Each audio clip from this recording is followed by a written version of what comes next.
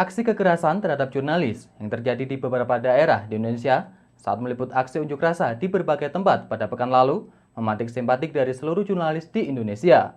Di Kota Malang, puluhan jurnalis Malang Raya menggelar aksi simpatik dengan mengutuk tindak kekerasan terhadap jurnalis dan mendesak aparat mengusut dan menangkap pelaku kekerasan terhadap jurnalis. Puluhan jurnalis Malang Raya melakukan aksi diam di alun-alun Tugu Kota Malang sebagai bentuk perlawanan dan protes atas kekerasan terhadap jurnalis yang terjadi di beberapa daerah di Indonesia termasuk di Kota Malang. Aksi diam ini dilakukan sebagai bentuk protes dan perlawanan atas kekerasan terhadap jurnalis saat menjalankan tugas peliputan aksi unjuk rasa di berbagai daerah di Indonesia selama pekan lalu. Korlap Aksi Zainul Arifin mengatakan bahwa aksi kekerasan terhadap jurnalis harus diakhiri. Terlebih kasus-kasus kekerasan yang sebelumnya hingga kini juga belum dituntaskan oleh aparat. Kekerasan terhadap jurnalis saat melakukan peliputan dinilai sebagai kemunduran demokrasi. Jurnalis Malang Raya juga meminta aparat kepolisian agar mengusut tuntas kasus kekerasan yang terjadi pada jurnalis. Selain itu, jurnalis Malang juga menuntut perusahaan media agar memperhatikan jurnalis yang ditugaskan sehingga dilindungi dari unsur kekerasan. Tindakan represi kepolisian saat mengamankan aksi tolak Omnibus Law pada minggu kemarin. Kami memprotes segala bentuk kekerasan yang menimpa jurnalis saat meliput, saat melakukan kerja-kerja jurnalistik. Bahwa kerja-kerja jurnalistik jelas diatur oleh Undang-Undang Pers, bahwa kemerdekaan pers itu diatur oleh Undang-Undang nomor 40 tahun 1999 tentang pers. Siapapun tidak boleh memberedel, menyensor atau melarang teman-teman jurnalis. Bahwa setiap pers nasional itu berhak mencari, memperoleh dan menyebarluaskan informasi. Karena siapapun yang menghalang-halangi kerja jurnalistik itu bisa dipidana 2 tahun dan denda 500 juta. Karena itu kami menuntut kepolisian, Polri Republik Indonesia dalam hal ini adalah Polresta Malang Kota untuk mengusut kasus kekerasan ini serta memberikan pemahaman kepada anggotanya untuk membaca, belajar lagi tentang pers agar tidak gegabah dalam melakukan aksi-aksi pengamanan. Kami juga mengimbau kepada perusahaan media untuk melindungi serta bertanggung jawab penuh terhadap setiap jurnalisnya. Kalau terjadi kekerasan terhadap jurnalis, yang paling utama yang berhak mengadvokasi adalah perusahaan media, serta benar berpatuh dan taat pada etik dan undang-undang. Kira-kira seperti itu. Siman Alfredo melaporkan. Membiasakan masyarakat untuk terus menggunakan masker ketika beraktivitas di luar rumah dalam upaya pencegahan penyebaran COVID-19, pemerintah Kecamatan Tumpang menggelar operasi penegakan disiplin penggunaan masker. Pada kegiatan ini, cukup banyak warga yang terjaring akibat tidak menggunakan masker. Upaya untuk mencegah penyebaran COVID-19 sekaligus membiasakan warga masyarakat untuk tetap menggunakan masker ketika beraktivitas di luar rumah, Satgas COVID-19 Kecamatan Tumpang secara rutin mengadakan operasi penegakan disiplin penggunaan masker. Di fase menuju tatanan kehidupan baru ini, aktivitas masyarakat semakin meningkat, khususnya dalam bidang perekonomian sehingga kawasan pasar, terminal semakin ramai serta harus semakin diwaspadai. Untuk mencegah penyebaran COVID-19 yang semakin meningkat jumlahnya, pemerintah Kecamatan Tumpang, Muspika dan unsur terkait lainnya menggelar kembali operasi penegakan disiplin penggunaan masker. Operasi ini berlangsung di area Terminal Tumpang yang berdekatan dengan pasar. Puluhan petugas dari kecamatan, TNI, Polri, Puskesmas dan Dishub serta Satpol PP memberhentikan pengendara yang tidak menggunakan masker untuk selanjutnya didata, diberikan edukasi sekaligus sanksi. Kegiatan ini mengacu pada Peraturan Bupati Nomor 20 Tahun 2020 tentang pedoman menuju tatanan kehidupan baru, di mana warga masyarakat harus mematuhi protokol kesehatan, salah satunya menggunakan masker ketika beraktivitas.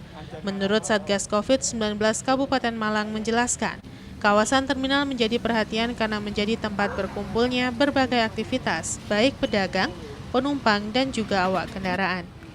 Di lokasi operasi penegakan disiplin ini, masih cukup banyak pengguna jalan yang melintas dan warga masyarakat yang tidak menggunakan masker dengan berbagai alasan. Para pelanggar ini diberikan sosialisasi sebelum diberikan sanksi.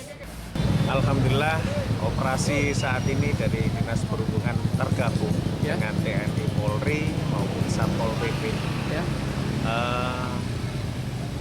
Yang saat ini di Terminal Tumpang kita mengadakan operasi selain satu, operasi masker, penertiban masker pada warga. Kedua, operasi kios-kios yang ada di sini. Ketiga, operasi yang pada umumnya mereka masuk di kawasan terminal ini. Nah, itu yang kita operasi saat ini. Alhamdulillah dari MPU ini ada beberapa MPU yang bukan melanggar. Jadi waktu digesek kita beri tanda hilang. Tetap kita beri tindakan agar supaya mereka lebih memahami dan mengerti. Pak, untuk dari hari ke hari gimana Pak untuk kepatuhan sendiri Pak, warga masyarakat? Alhamdulillah. Untuk di kawasan terminal. Mulai terminal ini sudah mulai berkurang, dan lebih baik. Himbauan aja kepada masyarakat luas Pak untuk yang Agar beraktivitas di terminal. himbauan kami untuk kepada masyarakat, terutama di Kabupaten Malang maupun Kota Malang, agar supaya keluar menggunakan kendaraan ataupun berkendaraan roda 2 maupun roda 4 diharapkan untuk menggunakan masker. Iwan Hikmawan melaporkan. Melewati masa puncak panen raya dan mulai berkurangnya stok jeruk siap panen di tingkat petani, harga jeruk di kawasan sentra penghasil jeruk Dau mengalami kenaikan. Diperkirakan, harga jeruk akan kembali naik dalam beberapa waktu ke depan. Melewati masa puncak panen raya dan semakin terbatasnya ketersediaan jeruk manis di tingkat petani, berdampak pada naiknya harga jual.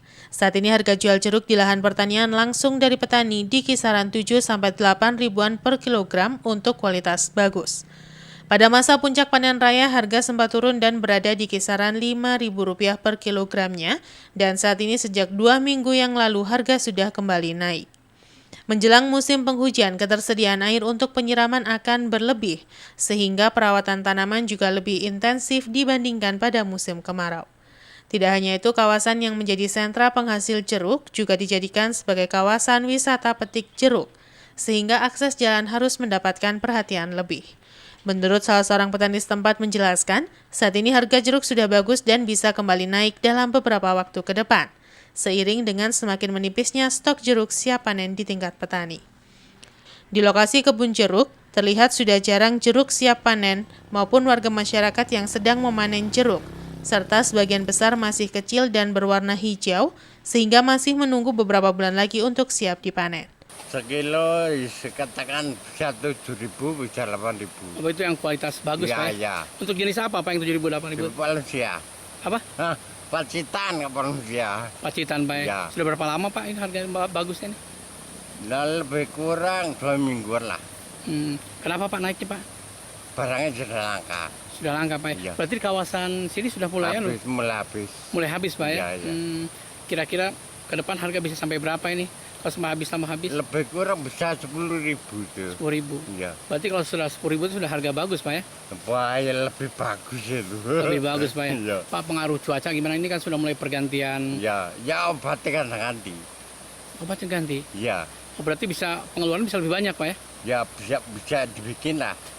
Bukan kalau musim penghujan penyemprotan lebih banyak?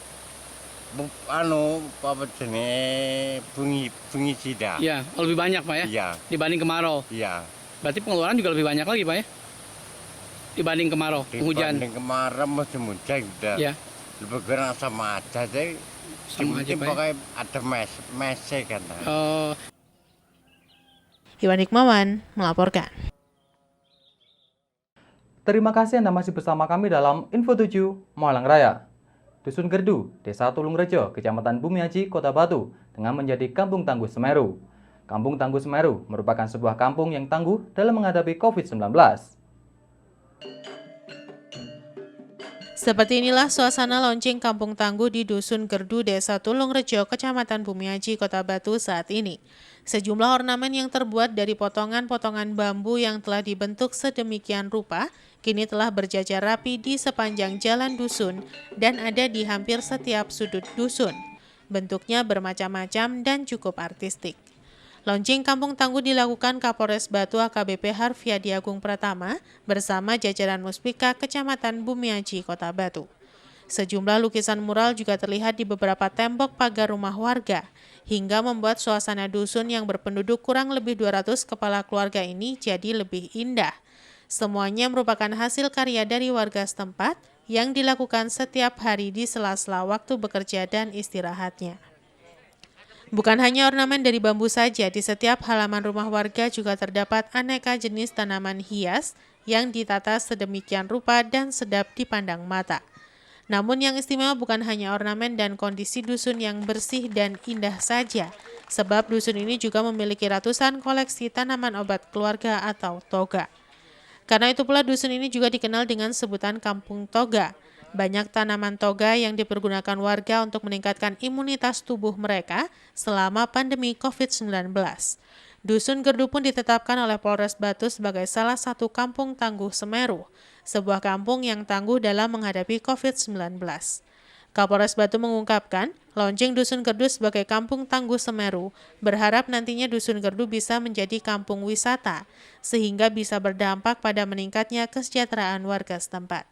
Dan saat ini, warga terus berupaya menjadikan kampung mereka menjadi kampung wisata. Nantinya warga juga akan berjualan di depan rumah masing-masing. Produk yang dijual berupa produk UMKM, utamanya makanan dan minuman olahan dari buah apel dan sayuran. Harapannya hal ini bisa meningkatkan perekonomian warga. Melaksanakan launching Kampung Tangguh Semeru di Dusun Gerdu, Desa Tulungrejo, Kecamatan Bumi Aji, yang mana di wilayah hukum Polres Batu ini adalah Kampung Tangguh Semeru yang ke-17. Ya, jadi sudah ada 16 di seluruh wilayah hukum Polres Batu, dari mulai Junrejo, Bumi Aji, Kota Batu, kemudian Pujon, Ngantang, Kasembon. Ini yang ke-17. Ya, termasuk di dalamnya ada Pondok Pesantren Tangguh, ada Wisata Tangguh, ada Kampus Tangguh, Pasar Tangguh. Alhamdulillah hari ini sudah kita laksanakan launching. Ini merupakan inisiasi yang luar biasa dari masyarakat itu sendiri, dari masyarakat Dusun Gerdu, tentunya di bawah koordinator Pak Camat, Pak Kepala Desa, Pak Kepala Dusun, kemudian Pak RW, perangkat-perangkat desanya semua. Tentunya saya menyampaikan terima kasih dan penghargaan yang setinggi-tingginya kepada seluruh perangkat dari mulai unsur muspika sampai dengan ke bawah yang sudah berinisiasi. Ini merupakan suatu hal yang luar biasa. Yanto Yancung melaporkan. Momen perayaan Hari Jadi ke-19 Kota Batu menjadi semakin spesial karena Pemkot Batu bersama Dirjen Perhubungan Darat meluncurkan trayek jalur wisata Batu Bromo dan Batu Tuban. Dua rute bus damri ini merupakan program dari pemerintah pusat agar sektor pariwisata bisa menjadi pengungkit utama kebangkitan perekonomian di masa pandemi COVID-19. Dan Kasubdit Angkutan Pemkot Batu dan masyarakat Kota Batu mendapat kado spesial dari Dirjen Perhubungan Darat bersama Jawatan Angkutan Motor Republik Indonesia atau Damri di momen hari jadinya yang ke-19. Usai apel peringatan hari ulang tahun, Wali Kota Batu bersama Forkopimda dan juga Kasubdit Angkutan Multimoda Dirjen Perhub Darat Ahmad Wahyudi meluncurkan trayek bus jalur wisata Batu Bromo dan Batu Tuban. Dua rute baru bus damri ini merupakan program dari pemerintah pusat agar sektor pariwisata bisa menjadi pengungkit utama kebangkitan perekonomian di masa pandemi COVID-19. Saat launching, Kasubdit Angkutan Multimoda Dirjen Perhub Darat Ahmad Wahyudi berkeyakinan angkutan ini mempermudah konektivitas serta ramah melayani wisatawan menuju tujuan wisata. Tentunya harganya juga terjangkau, nyaman, aman, dan sehat. Wahyudi menambahkan di tahun 2020 ada 11 kawasan strategis pariwisata nasional atau KSPN yang terlayani moda transportasi darat milik BUMN ini. Bersamaan dengan Kota Batu, ada 4 lokasi meliputi Denpasar, Banyuwangi, dan Bukit Tinggi yang dilakukan acara serupa. Ada 2 rute yang akan dilalui, yakni dari Kota Batu menuju wisata religi Wali 5, melintasi Lamongan dan berakhir di Tuban, serta trayek menuju kawasan wisata Bromo via Pasuruan. Tarif normal yang dikenakan untuk masing-masing rute per orang cukup menyediakan uang senilai Rp175.000. Namun karena ada subsidi hingga 70%, tarif transportasi hanya Rp50.000-Rp60.000. Dan sebagai bonus kado hari ulang tahun Kota Batu selama sepekan akan digratiskan. 2 rute baru ini merupakan program dari pemerintah pusat untuk membangkitkan sektor pariwisata sebagai pengungkit utama kebangkitan perekonomian di masa pandemi. Bis Damri ini adalah program dari Dirjen Perhubungan Darat agar untuk daerah-daerah pariwisata yang dianggap punya potensi. Jadi bukan hanya di Kota Batu saja, termasuk Banyuwangi, Jember, itu ada bis Damri. Ini percobaan untuk ke Bromo. Mudah-mudahan ini bisa membuat fasilitas transport umum yang kemarin-kemarin tidak ada. Kalau ke Bromo itu harus nyewa mobil, nah sekarang bisa untuk ada fasilitas. Nah, ini 2 armada atau berapa armada? Awal 2 armada dulu. Jadi dilihat nanti bagaimana keantusiasan wisatawan dari Kota Batu ke Bromo bagaimana. Kalau umpamanya sudah tidak mencukupi, jadi overload, akan ditambah. Ya. Kadis Perhubungan Kota Batu Imam Suryono sendiri mengaku belum melakukan langkah teknis pelayanan terhadap bus pariwisata ini. Pihaknya akan berkoordinasi dengan Dirjen Perhubungan dan juga Bus Damri terkait besaran tarif, jam pelayanan, dan operasional bus. Jadi angkutan Damri ini untuk memadai, untuk memfasilitasi masyarakat yang ingin keluar ke Bromo. Jadi ada 2, ke Bromo dan Walilimo. Iya, dengan harapan kalau cuma 2 orang, masa nyarter kan gitu. Ini sudah disediakan Damri bagi orang-orang Batu yang ingin berwisata ke Bromo, yang ke Walilimo, mulai begitu juga yang dari Bromo dan Walilimo bisa ke Kota Batu melalui lewat angkutan Damri ini. Di terminal. Jadi, ya, yang di terminal. Yanto Yancung melaporkan. Terima kasih Anda masih bersama kami dalam Info 7 Malang Raya. Sempat menurun drastis di awal masa pandemi COVID-19, tidak mematahkan semangat seorang pengrajin furniture untuk bangkit. Dirinya beralih memproduksi mainan anak-anak dari kayu. Hasil produksi mainannya belakangan banyak diminati dan diburu oleh masyarakat, tidak hanya dari Indonesia, namun juga dari luar negeri.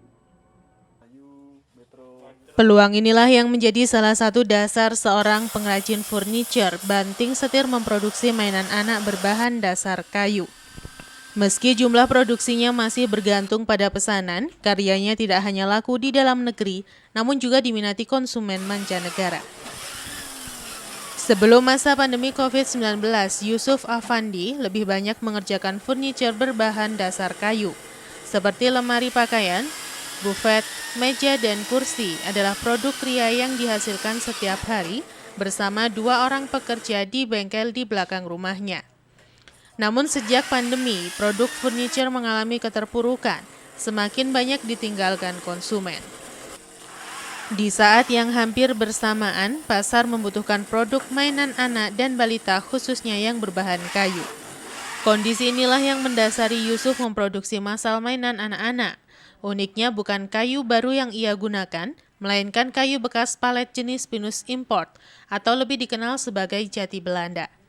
Mainan anak-anak jenis Montessori adalah produk kria yang ia dalami saat ini.